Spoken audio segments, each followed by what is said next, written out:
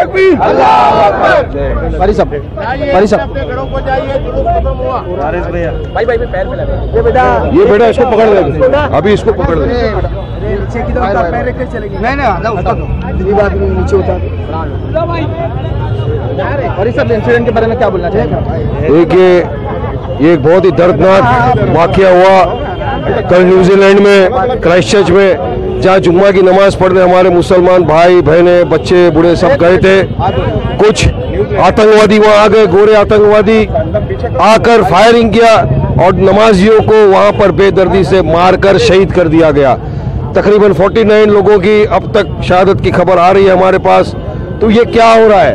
हम चाहते हैं कि सरकारें, पूरे वर्ल्ड की सरकारें इकट्ठा होकर ऐसे जो दहशतगर्द का फैला रहे हैं आतंकवाद, उनको पकड़े, उनके खिलाफ सख्त कार्रवाई करे, क्योंकि इस तरह से हमारी मस्जिदों का अगर ये आलम होगा तो हम कहाँ जाएंगे नमाज पढ़ने। हम चाहते हैं कि सरकार हमारी मस्जिदों के बाहर सिक्योरिटी को बढ़ाए, क्योंकि मुसलमान जाता है मस्जिद में नमाज पढ़ने, अल्लाह की इबादत करने 5 वक्त हम जाते हैं, तो वहाँ पर सिक्योरिटी बढ़ना चाहिए। और जो भी ऑस्ट्रेलियन आतंकवादी था, इसराइली आतंकवादी था, अमेरिकन आतंकवादी था, जो भी था आतंकवादी, क्योंकि आतंकवाद का कोई धर्म जात प्रेत कुछ नहीं होता, हम चाहते हैं कि उसको कड़ी से कड़ी सजा हो।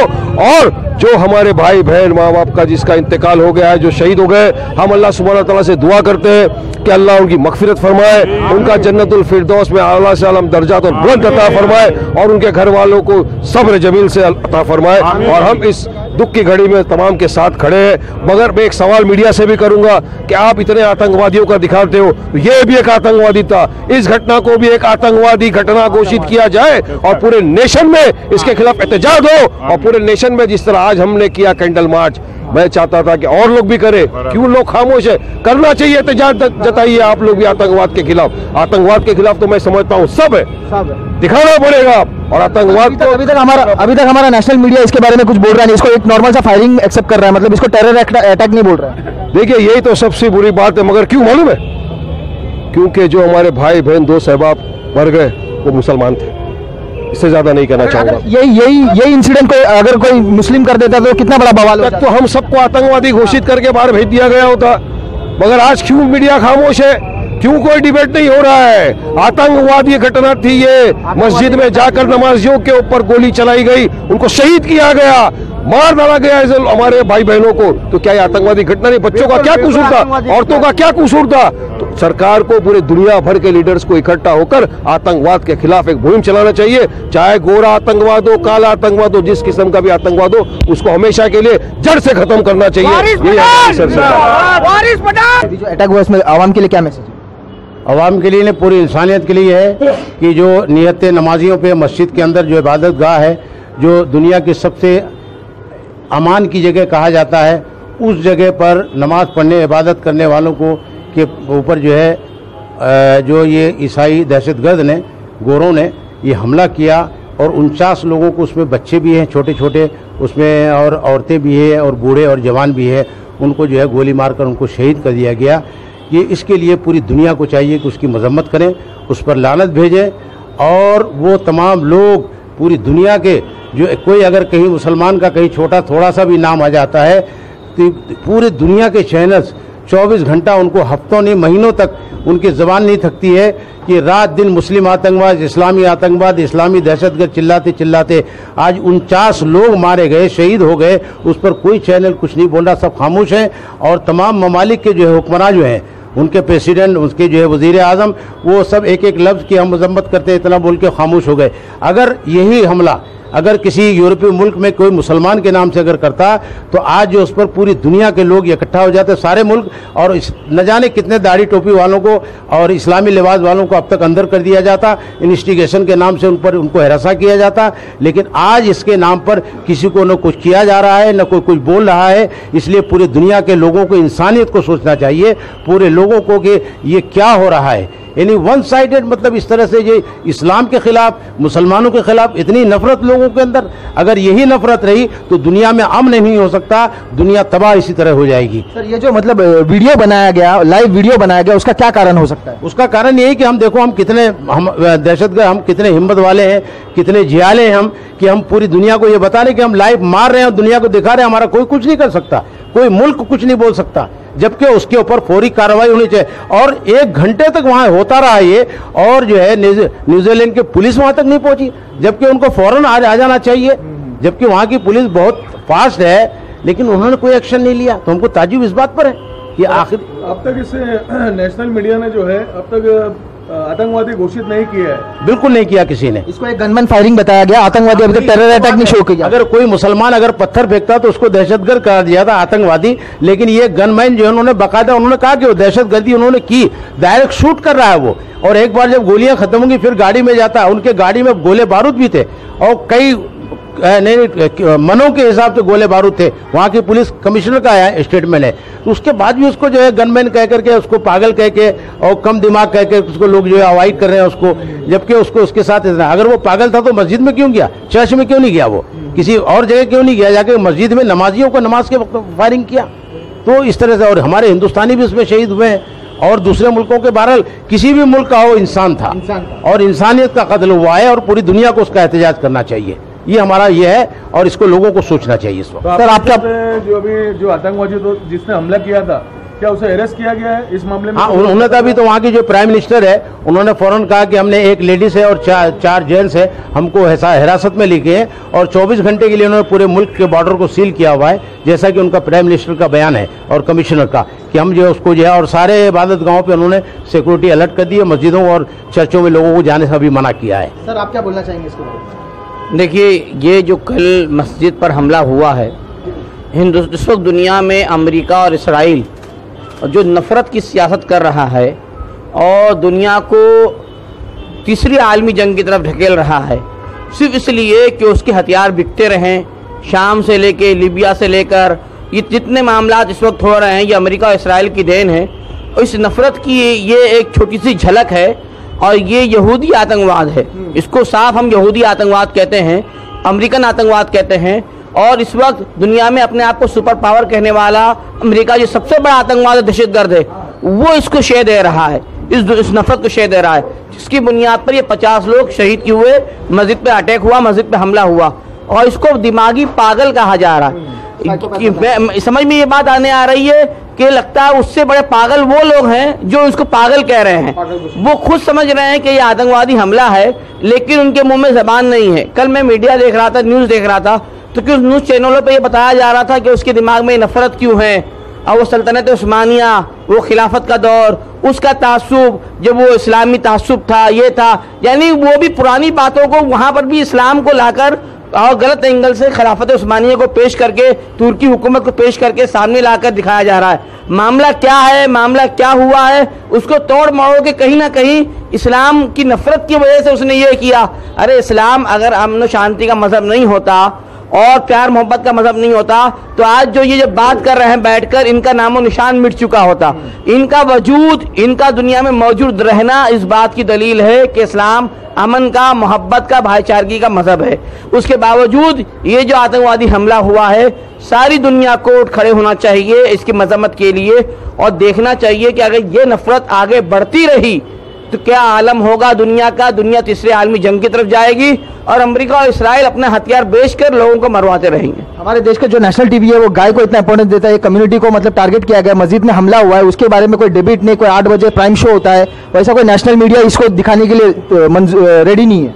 देखिए, हिंदुस्तान का जो इलेक्ट्रॉनिक मीडिया है, एक आध कोई हो सकता है, या प्रिंट मीडिया में एक आध कोई हो सकता है जो इस वक्त इसराइल का और आरएसएस का पिट्ठू ना हो। और इसराइल और आरएसएस जो है, इसराइल और आरएसएस जो है, मुसाद और आरएसएस, ये एक सिक्के के दो रुख हैं। तो इस वक्त जितना प्रिंट मीडिया और इलेक्ट्रॉनिक मीडिया है, 99% किसी को छोड़, कुछ लोगों को छोड़कर, वो सब आरएसएस के और इसराइल की गोद में बैठे हुए हैं। और ये सब जानते हैं कि ये दोनों बिकाऊ हैं, इस्लाम दुश्मन हैं, मुस्लिम दुश्मन हैं। ये दोनों ताकतें, इसराइल और आरएसएस, मुसलमानों के खिलाफ है। तो ये कभी भी मुसलमानों के इशू को उठाना ही नहीं चाहती। इनके लिए तो अगर कोई भी बच्चा का अगर गिर जाता है नाले में, खड्डे में, ठीक है, बच्चा है, उसकी अहमियत है, उसकी लाइफ की अहमियत है, उसको कवर करना चाहिए, तो वो कवर बराबर होता है। लेकिन अगर इसराइल पूरे फ़लस्तीन में सैकड़ों बच्चों को मार देता है, वो मीडिया कवर नहीं करता है हमारा। तो इसका मतलब ये है कि ये मीडिया अंधा भी है, बहरा भी है और तासुबी भी है। नहीं, अगर ये कोई मुस्लिम अगर कोई मुस्लिम अटैक होता, ये मुसलमान ने कोई किया होता, तो अभी तक पाकिस्तान का या बांग्लादेश का एड्रेस दे दिया जाता हिंदुस्तान की मीडिया ने। नहीं आता और उसको जो है उसको हवाला भी किया जाता। असल में क्या है, यही तो हमारे लिए एक सबसे बड़ा सवालिया निशान है कि पाकिस्तान आतंकवादी मुल्क है, आतंकवाद फैलाता है, दहशतगर्द को फैलाता है।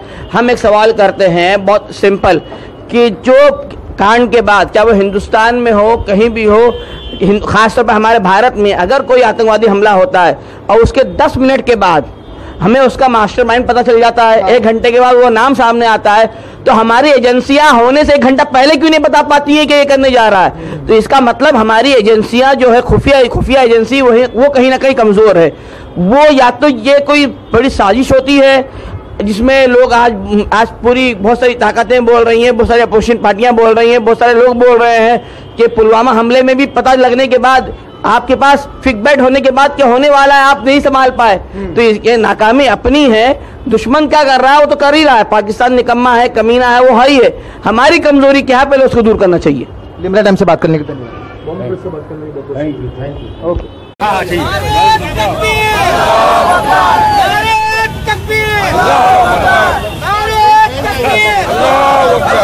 ये बैनर सीधा भाई थोड़ा आ जानो।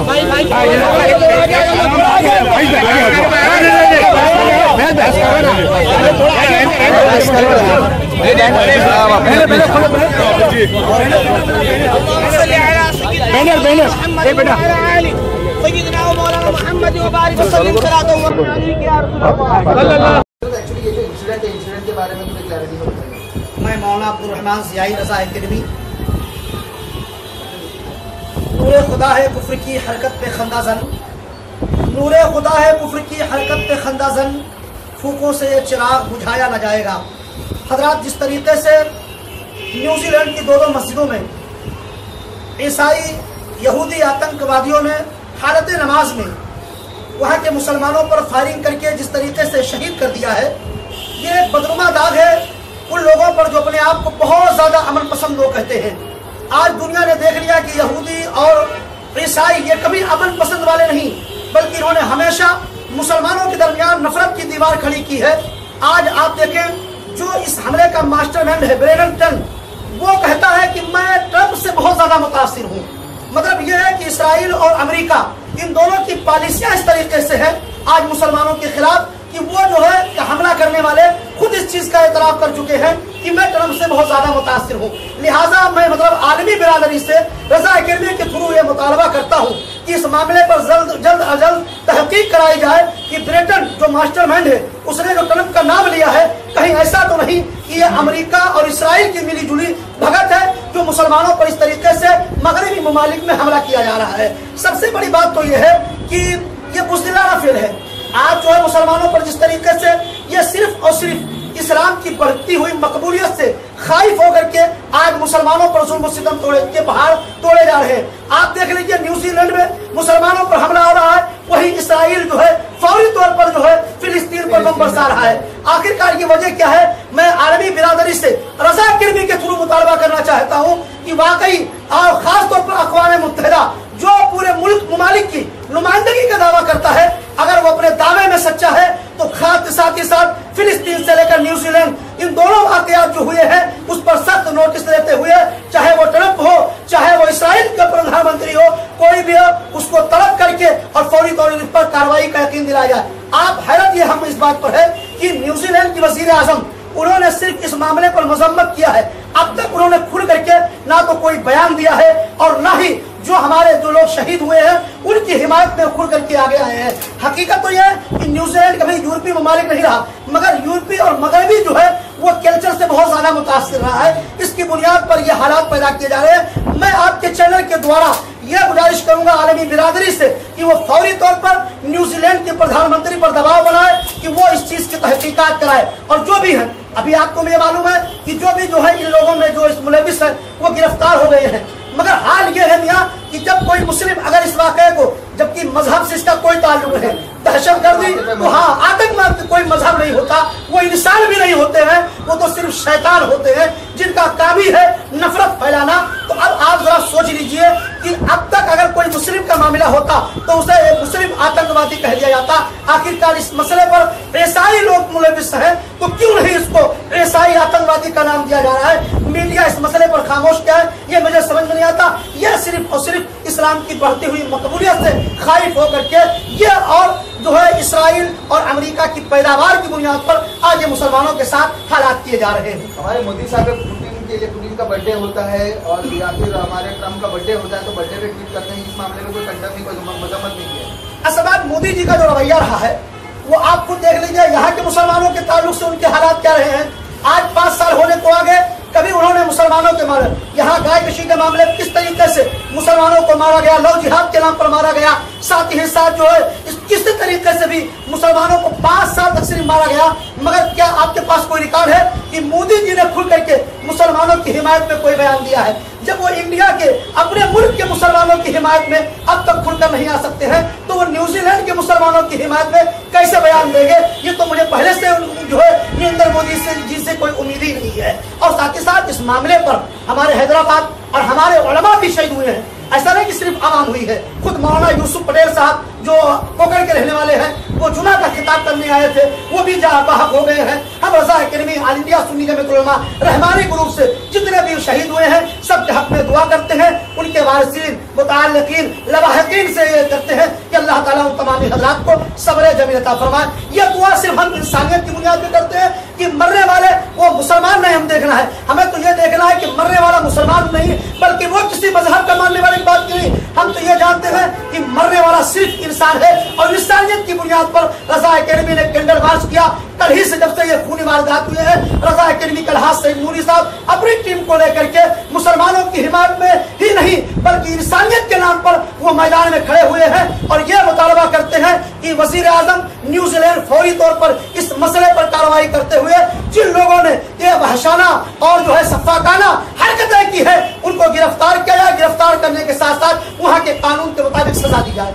जैसा कि कहा गया है कि जिन्होंने जो अंधाधुंधी जो फायरिंग किया है वो एक टेरर अटैक है, लेकिन इन्हें गनमैन घोषित किया गया है और वो बताया जा रहा है कि वो दिमाग से मतलब साइकोपैथी है। इस बारे में आप क्या कहते हैं?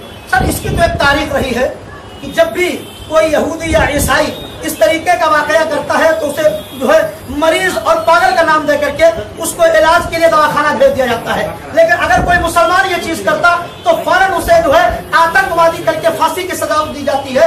आखिरकार ये दोहरा रवैया जो है ये तो बहुत पहले से तारीख रही है सर कि जब भी कोई यहूदी या ईसाई किया है तो उसे पागल करार दिया गया है। ये सिर्फ और सिर्फ इसराइल और अमेरिका की पैदावार है कि ये पागल है। पागल कोई नहीं होता है, पागल होता तो वो खाने खुदा पर जाकर हमला करता। अरे मियाँ, अगर वो अच्छे दिमाग वाला होता तो सोच लेता कि वो तो यार अल्लाह का घर है, वहाँ हम कैसे जो है हमला करें। मगर वो सिर्फ और सिर्फ सहूनियत और उसके बाद जुनूनियत की बुनियाद पर उसने मुसलमानों को जान करके निशाना बनाया है। हम इसकी भरपूर मजम्मत करते हैं और आलमी बिरादरी से भी कहते हैं कि आप दहशतगर्दी के खिलाफ उठ खड़े हो। अगर आप खड़े नहीं हुए तो वो दिन देखना पड़ेगा कि आज हाल ये है कि अगर आप भी जो है मैं आपके चैनल के द्वारा ये बात भी कहना चाहूंगा कि अगर इसके तौर पर कहीं कोई रद्द अमल हो तो आप इसको मुसलमानों के नाम न दीजिएगा। अगर यही वाकया फिर वही उन्हीं की शक्ल में कोई शैतान करता है तो आप ये कहेंगे कि न्यूजीलैंड के बाद ये मुसलमानों ने किया है। बिल्कुल गलत है। मुसलमान तो हमेशा अपने पैगंबर का वफादार रहा है, पैगंबर इस्लाम के बताए हुए दोनों तरीके पर रहा है। अमन का पैगाम मेरे आका ने 1400 साल पहले दिया। आज भी मुसलमान अल्हम्दुलिल्लाह अपने नबी के बताए हुए अमल वाले पैगाम पर अमल कर रहा है। हमारे सूफियाए किराम ने अमल का पैगाम दिया। जो भी मुसलमान होगा, हमें शेर पढ़ते हैं, वो जोर जुल्म की दुनिया का आदी हो नहीं सकता। वो जोर जुल्म की दुनिया का आदी हो नहीं सकता। बहादुर हो तो सकता है, फसादी हो नहीं सकता। सुनो लोगों, ये दुनिया भर से एक आवाज आती है, नबी वाला कभी आतंकवादी हो नहीं सकता। इस शेर के जरिए मैं यूरोपीय ममालिक से चैलेंज करता हूँ कि लाओ कोई ऐसा मुसलमान जो आतंकवाद हुआ। मुसलमानों को सिर्फ और सिर्फ यह यूरोपीय ममालिक अमेरिका और इसराइल ने फंसाने का काम किया है। अब तक कोई मुसलमान दहशतगर्द नहीं हुआ। अगर वो दहशतगर्द है तो वो मुसलमान नहीं हो सकता है, मजहब इस्लाम का मानने वाला नहीं हो सकता है, वो सिर्फ शैतान हो सकता है। इमरान से बात करिए। शुक्रिया।